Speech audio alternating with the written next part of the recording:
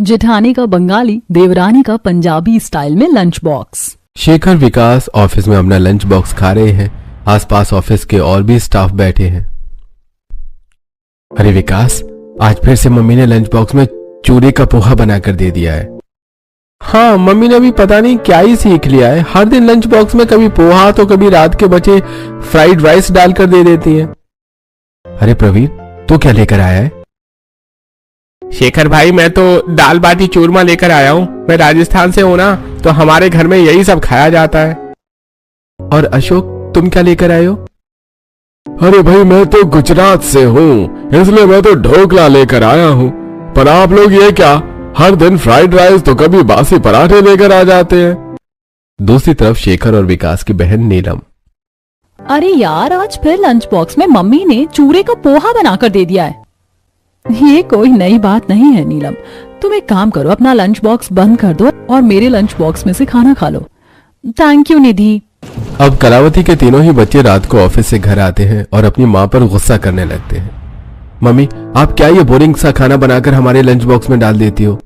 हाँ, आपके boring lunch box छोड़कर हमें दूसरे लोगों का लंच खाना पड़ता है। पड़ोस के प्रवीण और अशोक को देखो, जो एक गुजरात से है और दूसरा राजस्थान से।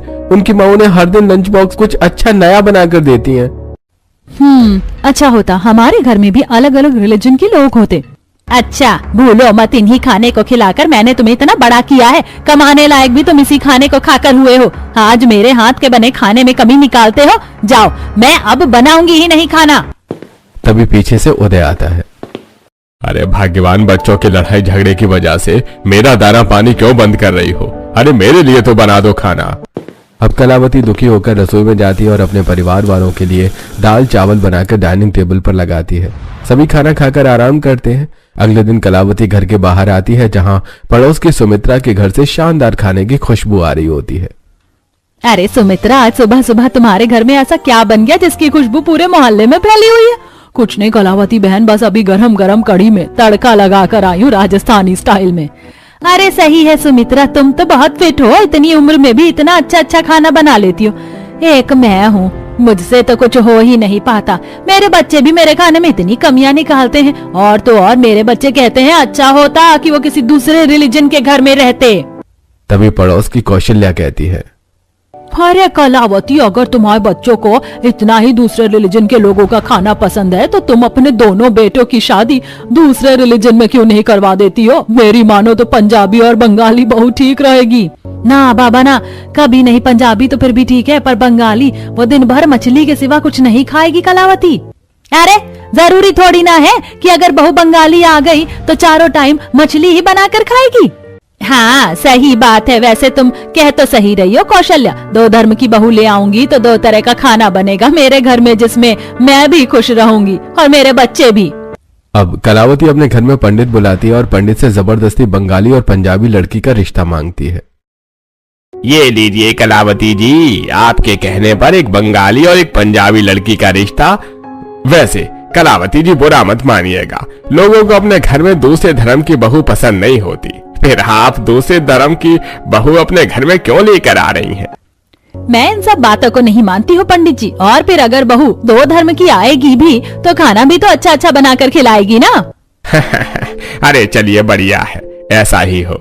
बाकी अब मैं लड़कियों के परिवार वालों को भी बता दूंगा कि आप उनके घर में उनकी बेटी देखने जा रही हैं। हाँ हाँ, आप बता दीजिएगा कि हम जल्दी ही उनकी बेटी को देखने आने वाले हैं। अब रात को कलावती दोनों ही बेटों को पंजाबी और बंगाली लड़की की फोटो दिखाती हैं। लड़की तो काफी सुंदर है माँ, बंगाली लड़कियां सच में कितनी सुंदर होती हैं। हाँ, ये लड़की पंजाबी भी कुछ कम नहीं है, ये भी बहुत सुंदर है। क्या सच में? ये तो बहुत अच्छी बात है। मुझे तो बहुत खुशी हुई कि मेरी भाभी दो धर्म की है। अब तो लंच बॉक्स में टेस्टी टेस्टी खाना मिलने वाला है। चलो बढ़िया है, इसका मतलब कुल मिलाकर तुम सबको लड़की पसंद है।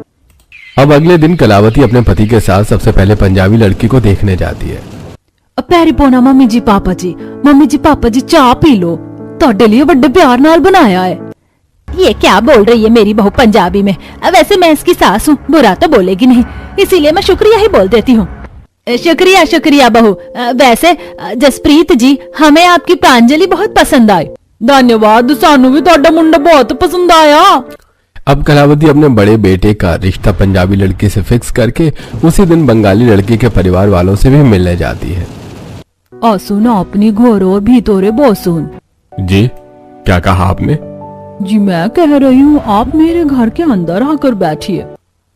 अब उदय और कलावती जाकर सोफे पर बैठते हैं, जिसके बाद उनकी होने वाली बंगाली बहू टेबल पर चाय नाश्ता रखती है और बड़े ही प्यार से कहती है, मम्मी जी पापा जी चाय खाबो।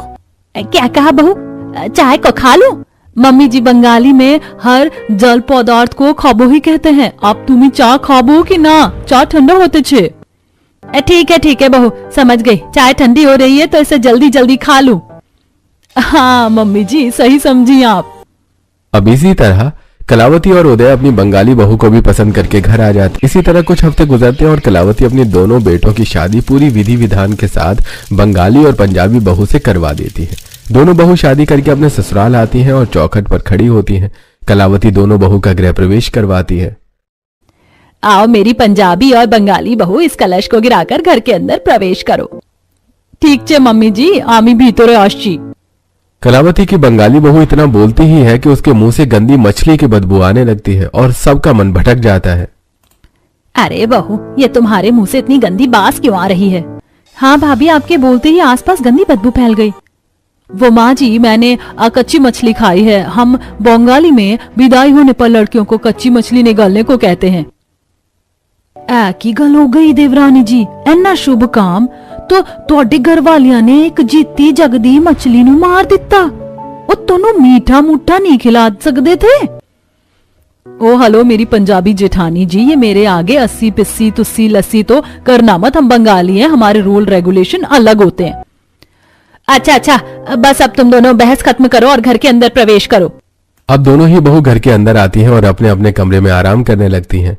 और फिर अगले दिन सुबह दोनों ही बहू नहा धोकर अपनी पहली रसोई का खाना बनाने के लिए रसोई में जाती हैं, जहां पंजाबी बहू पनीर, पालक, मेथी, आलू, मूली की बारीक काटकर कढ़ाई में अलग अलग भून लेती हैं और फिर आटा गूंथकर 4 से 5 तरह के पराठे बटर डालकर बनाने लगती है। दूसरी तरफ बंगाली बहू फ्रिज खोलकर, अरे बाबा, इस फ्रिज में तो हरी सब्जियों के सिवा कुछ है ही नहीं और मुझे तो अपनी पहली रसोई में मछलियां बनानी थी, क्योंकि हमारे बंगाल में पहली रसोई में मछलियां ही बनाई जाती हैं। कोई जरूरी नहीं है देवरानी जी, आप कुछ वेजिटेरियन भी बना सकती हो। जेठानी जी तुम्हें चुप करबो की नाई? आमी तुम्हाके कुछ बोलची नाई? जब तुम अपने पंजाबी स्टाइल में इतने सारे पराठे बना रही हो, वो भी फुल बटर में, तो मुझे भी अपना बंगाली खाना बनाने दो। अब मिष्टी बाजार जाती है और कई तरह की मछली जैसे रेहू, चेतला, झींगा, सूरी खरीद कर घर लेकर आती है और उन्हें अच्छे से धोकर फ्राई मछली, ग्रेवी मछली, झींगा सूप तैयार करने लगती है। देवरानी जी, आपने इस मछली को बनाकर पूरे रसोई में मछली की बदबू फैला दी, और आप जो इतने बटर में खाना बना रही हो जिसका धुआं पूरे रसोई में भरा हुआ है, मैं ठीक से सांस भी नहीं ले पा रही हूँ। मैंने कुछ कहा? अब हल्की फुल्की नोकझोंक के साथ दोनों ही देवरानी जेठानी अपनी पहली रसोई का खाना बनाकर डाइनिंग टेबल पर रखती हैं। डाइनिंग टेबल पर 3 से 4 तरह के पराठे और कई तरह की मछली की डिश देखकर ससुराल वाले हैरान रह जाते हैं। अरे बाप रे, इतने सारे पराठे और इतने सारे मछली की डिश, क्या बात है, क्या खुशबू आ रही है। अरे सच में ये सब बनाने में तो बहुत समय लग गया होगा। चलो अब खाकर देखते हैं कैसा बना है। अब घर वाले खाना खाते हैं और उन्हें खाने का स्वाद बहुत ही अच्छा लगता है। भाई खाने का टेस्ट तो बहुत अच्छा है। बंगाली बहू की मछलियाँ काफी चटपटी और स्वादिष्ट है, वही पंजाबी बहू के पराठे भी फुल बटर में बने हैं और ये सभी पराठे देसी घी में डुबाकर खाने में अलग ही मजा आ रहा है। हाँ सही कहा, मेरी पंजाबी पत्नी ने तो कमाल कर दिया और मेरी बंगाली पत्नी ने भी कमाल कर दिया। अब सभी लोग खाना खा लेते हैं। उसके बाद नीलम, विकास, शेखर, प्रांजलि और मिष्टी से कहते हैं, प्रांजलि हम लोग ऑफिस जा रहे हैं, हम तीनों का लंच बॉक्स पैक कर दो। हाँ भाभी, हम लोग अपना लंच बॉक्स घर से ही लेकर जाते हैं ऑफिस। हाँ बहू, चलो मैं तुम्हें बताती हूँ। अब कलावती रसोई में आके अपनी तीनों बहू को तीनों बच्चों का टिफिन पकड़ाती है। ये लो बहू, इन तीनों का टिफिन इसे पैक कर दो। अभी इन सबके ऑफिस जाने में 2 से 3 घंटा है। अभी 8 बजे हैं, ये लोग 10 बजे तक ऑफिस जाएंगे, तब तक तुम इन तीनों का लंच बॉक्स रेडी कर दो। ठीक है मम्मी जी, हम अभी रेडी कर देते हैं। कलावती के जाने के बाद, देवरानी जी मेरे तो सारे पराठे खत्म हो गए, अब लंच बॉक्स में क्या बना कर दूं इन लोगों को। मेरी भी सारी मछलियों की डिश खत्म हो गई है, मुझे भी कुछ और बनाना पड़ेगा, पर शुक्र है मैंने थोड़ी सी मछलियां बचा ली थी। अब एक काम करती हूँ, मच्छी कड़ी बनाकर अपने पति के टिफिन में डाल देती हूँ। अच्छा, तो तुम बंगाली स्टाइल में मच्छी कड़ी बना रही हो, तो फिर मैं भी पंजाबी स्टाइल में बटर चिकन बिरयानी बना लेती हूँ और चिकन ऑनलाइन मंगा लेती हूँ। अब प्रांजलि ऑनलाइन चिकन मंगाती है और चिकन धोकर मक्खन की पूरी टिक्की कढ़ाई में डालकर बटर चिकन बिरयानी बनाती है। वहीं मिष्टी मच्छी कड़ी बनाकर तैयार कर रही होती है और कुछ ही देर में उन्हें टिफिन में डालकर अपने पति और अपनी नंद के हाथ में दे देती है और तीनों ही अपने ऑफिस ड्रेस में अपना लंच बॉक्स लेकर ऑफिस के लिए निकल जाते हैं। अब कुछ देर के बाद दोनों ही भाई ऑफिस कलीग के सामने अपना लंच बॉक्स खोलते हैं।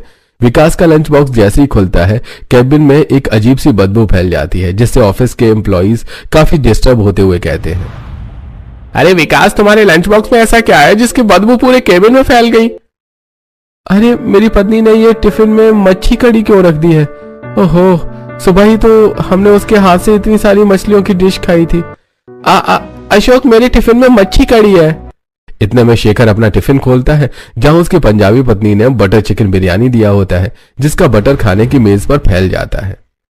अरे भाई, ओ गॉड शेखर, तुम्हारी वाइफ ने तुम्हें कितना बटर वाला खाना बना कर दिया है। भाई अपनी फाइल साइड कर लो, वरना इस बटर चिकन बिरयानी में तुम्हारी इंपॉर्टेंट फाइल खराब हो जाएगी। अरे पता नहीं प्रवीण, मेरी पंजाबी वाइफ ने ये इतना butter chicken biryani lunch box में क्यों डाल दिया। कल बोलूंगा वो ये सब ना दे लंच में। हाँ, मैं भी अपनी बंगाली पत्नी से कहूंगा कि वो ये फिश मेरे लंच बॉक्स में ना दे। अरे अच्छा, तो ये पंजाबी और बंगाली भाभीियों का कमाल है। दूसरी तरफ नीलम भी जब टिफिन खोलती है, ओह गॉड, नीलम, इतना हैवी खाना दे लंच बॉक्स में किसने डाला है? ये मेरी पंजाबी और बंगाली भाभी का कमाल है। मुझसे तो ये सब नहीं खाया जाएगा, मैंने सुबह ही ये सब खाया। चल बाहर जूस पी कर आते हैं। दूसरी तरफ पंजाबी और बंगाली बहू दोपहर के खाने में अपने ससुराल वालों को भी बटर चिकन बिरयानी और मच्छी कड़ी खिलाते हैं। अरे भाई मिष्टी बहू, हम समझ गए कि तुम बंगाली हो, इसका मतलब ये थोड़े ना है कि सुबह शाम तुम मछली ही बनाओगी। सुबह भी तो तुमने ही मछली खिलाई थी, अब दोपहर में भी मछली बना दी तुमने। और प्रांजलि, माना तुम पंजाबी हो, तुम्हें हर चीज बटर में बनाकर खाने की आदत है, पर इसका मतलब ये नहीं कि तुम इतने सारे बटर में चिकन बिरयानी ही बनाकर रख दो। सुबह इतने सारे पराठे हमने खाए थे जो बटर में ही बने थे। अरे माँ जी, सुबह वाले मछली की सब्जियां अलग तरीके से बनी थी, दोपहर वाली अलग तरीके से बनी है। हाँ सही कहा देवरानी जी ने, मैंने भी सुबह बटर में पराठे बनाए थे और अभी मैंने बटर में बिरयानी बनाई है। अब ससुराल वाली जैसे तैसे खाना खाते हैं। वहीं रात को नीलम, विकास, शेखर ऑफिस से आकर खाने की टेबल पर खाना खाने को बैठते हैं, जहां रात को भी पंजाबी और बंगाली बहू ने अपने अपने रिलीजन का खाना बनाकर रखा था। बंगाली बहू ने दाल भात के साथ मछली के पकौड़े, तो दूसरी ने मटन कोरमा के साथ बटर नान बना रखा था। अरे वाह बहू, आज तो सिंपल दाल चावल बनाया है तुमने रात में। और ये पकौड़े किस चीज के हैं? कलावती पकौड़े देखकर जैसे ही पकौड़े को मुंह में रखती है, उसके मुंह में कांटा चुभ जाता है और वो उसे उगल देती है। अरे बहू, ये पकौड़े भी मछली के हैं क्या? हाँ मम्मी जी, ये दाल भात के साथ मैंने मछली के पकौड़े बनाए। हमारे बंगाल में इस खाने को बहुत पसंद करते हैं। हे भगवान बहू, कितना वाहियात खाना तुम्हारे बंगाल में लोग पसंद करते हैं। मम्मी आप ठीक तो हो ना? लो पानी पियो। ए गलता मैनू भी चंगी नहीं लगी देवरानी जी, दाल चावल में मछली दे पकौड़े। खैर आप लोग ये छोड़कर मेरा मटन कोरमा और बटर नान खाइए। प्रांजलि, तुमने सुबह भी पराठे बटर में बनाए थे, लंच बॉक्स में भी तुमने बटर बिरयानी बनाकर दी थी, और अब तुम रात में भी मटन कोरमा के साथ बटर नान लेकर आ गई हो। अरे इतना बटर खाएंगे तो हमारे शरीर में कोलेस्ट्रॉल बढ़ जाएगा। अरे सही कह रहा है मेरा बेटा, तुम दोनों अपने अपने रिलीजन का खाना छोड़ थोड़ा कम बनाया करो और कभी सिंपल खाना भी बनाया करो। सही कहा पापा आपने, और ये सब खाना घर में तो इंसान जैसे तैसे खा ही लेता है, पर कृपा करके कल से हमारे लंच बॉक्स में ये सब मत डालना। अब दोनों ही देवरानी जिठानी एक कान से सुनती हैं और दूसरे कान से इस बात को निकाल देती हैं। वहीं घर वाले जैसे तैसे रात का खाना खाकर आराम करने चले जाते हैं। अगले दिन सुबह दोनों देवरानी जेठानी फिर से पंजाबी और बंगाली स्टाइल में अपने अपने पति का लंच बॉक्स तैयार कर रही होती है। बंगाली मिष्टी अपने पति के लिए कपाल भात बनाकर दूसरी तरफ पानी में मछलियों को उबाल रही होती है। तभी प्रांजलि, ये क्या बना रही हो देवरानी जी? जेठानी जी, ये कपाल भात है, उसके साथ उबली हुई मछलियाँ। इसमें भात को पानी में उबाल कर उसके अंदर सूखी मिर्च, कच्चा प्याज, हल्का नमक छिड़ककर उबली मछलियों के साथ खाया जाता है। आज यही मैं अपने पति के लंच बॉक्स में भी देने वाली हूँ। अच्छा, तो मैं सोच रही हूँ अपने पति के लंच बॉक्स में मलाई चाप, दाल मखनी, चुरचुर बटर पराठे के साथ ठंडी ठंडी लस्सी बना कर दूं। अब प्रांजलि भी दाल मखनी, चूर चूर पराठे, मलाई चाप बनाकर तैयार कर देती है और दोनों ही Devrani Jethani lunch box pack करके अपने अपने पति के साथ अपनी नंद को भी दे देती हैं। तीनों ही लंच बॉक्स लेकर ऑफिस चले जाते हैं। वहीं दोनों बहू घर के सभी काम को खत्म करके मार्केट चली जाती हैं, जहां मिष्टी मार्केट से मछलियां खरीदती है। वहीं प्रांजलि देसी घी के डिब्बे, मक्खन, पनीर, दूध, दही, लस्सी, मसाला, छाछ घर पर खरीद कर लेकर आती है। दूसरी तरफ ऑफिस में शेखर और विकास लंच करने के लिए अपना लंच बॉक्स खोलते हैं। शेखर जैसे ही अपना लंच बॉक्स खोलता है, उसके टिफिन से लस्सी चारों तरफ गिर जाती है और चुर चुर पराठे भी चारों तरफ बिखर जाते हैं। वहीं जब विकास अपना लंच बॉक्स खोलता है तो उसके टिफिन में उबली हुई मछलियां और पानी वाले चावल रखे हुए होते हैं। छी, ये क्या डाल दिया आज मेरी बंगाली पत्नी ने लंच बॉक्स में? ये सारी मछलियां तो उबली हुई हैं। ये उबली मछलियों को मैं कैसे खाऊं? कम से कम इसमें मसाला तो लगा देती मेरी पत्नी। और ये पानी में चावल और उसके अंदर कच्चे प्याज क्यों रखे हुए हैं? ओहो, ये बंगाली लोग क्या क्या खाते हैं? अरे तुम वो सब छोड़ो, ये देखो मेरी पंजाबी पत्नी ने ये कैसे पराठे बनाए हैं, चारों तरफ बिखर रहे हैं। और ये लस्सी टिफिन में देने की क्या जरूरत थी? और इस दाल मखनी में सिर्फ मक्खन डला है। मेरी पत्नी ना, इसमें दाल तो दिख ही नहीं रही है। अब ऑफिस के कलीग उन दोनों को इतना परेशान होता हुआ देखकर अपना लंच बॉक्स उनसे शेयर करते हैं। दूसरी तरफ नीलम भी अपने लंच बॉक्स को देखकर परेशान हो जाती है। अब रात को तीनों ही भाई बहन ऑफिस से घर आते हैं, जहां शेखर और विकास अपनी अपनी पत्नियों पर भड़कते हुए कहते हैं, प्रांजलि तुम पंजाब से हो, तुम्हें पंजाबी खाना पसंद है, पर मैंने तुम्हें समझाया था मेरे लंच बॉक्स में अपना पंजाबी खाना मत डालना, कुछ नॉर्मल डालना, लेकिन तुमने फिर भी दाल मखनी, चूर चूर पराठे, लस्सी सब डाल दिया, जिस वजह से ऑफिस का टेबल पूरी तरीके से तुम्हारे खाने से खराब हो गया। और मिष्टी, तुमने कितनी बार तुम्हें बताऊं कि तुम्हारा बंगाली खाना ऑफिस में खाने लायक नहीं होता है, और मैंने तुम्हें कहा था कि मेरे लंच बॉक्स में अपना बंगाली खाना मत डालना। तुमने फिर भी आज मेरे लंच बॉक्स में उबली हुई मछलियों के साथ पानी वाले चावल डाल दिए। ये सब करने की क्या जरूरत थी? सही कहा, जब से मेरी पंजाबी और बंगाली भाभी आई हैं, तब से मैंने ठीक से ऑफिस में अपना लंच बॉक्स खाया ही नहीं। ये सुनकर दोनों ही बहू भड़क जाती हैं। सुनो जी, अगर इतना ही बुरा लगता है पंजाबी खाना, तो पंजाबी लड़की से शादी करनी ही नहीं चाहिए थी आप लोगों को। और अब जब शादी की है तो पंजाबी खाना खाने की आदत डाल लो। सही कहा, मेरे भी मछली चावल के बारे में एक शब्द कहा ना तो सर के सारे बाल नोच लूंगी। मैं बंगाल से हूँ तो बंगाली खाना ही खाऊंगी और खिलाऊंगी। इतना कह के दोनों बहू वहां से चली जाती हैं, घर के सभी सदस्य सिर पर हाथ रखकर। मेरी ही गलती है जो मैं दो धर्म की बहू अपने घर में लेकर आई। पंडित जी तो मुझे पहले ही समझा रहे थे।